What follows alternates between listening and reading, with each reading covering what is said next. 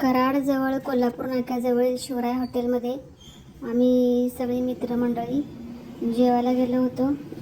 असं महिन्यातून एकदा तरी आम्ही जातोच. सारखे त्याच हॉटेलमध्ये जेवायला जाऊन सगळ्यांनाच फार कंटाळा आला होता.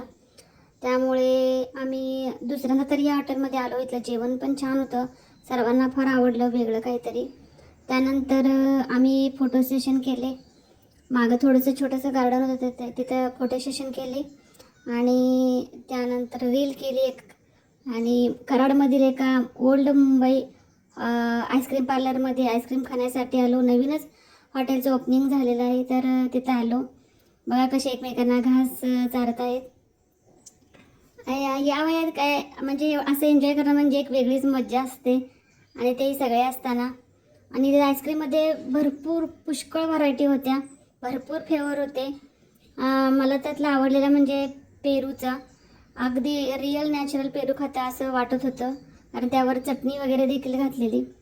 तर मग सगळ्यांना आवडले. सगळ्यांनी मला कोणत्या प्रकारचे फ्लेवर आवडतात ते सर्वांनी कमेंटमध्ये सांगा. कुठल्या फ्लेवरचे आईस्क्रीम आवडतात ते, कोण कोण आईस्क्रीम लवर आहेत ते सांगा. आणि कसं वाटलं माझा आजचा व्लॉग तर सर्वांनी कमेंटमध्ये सांगा. थँक्यू.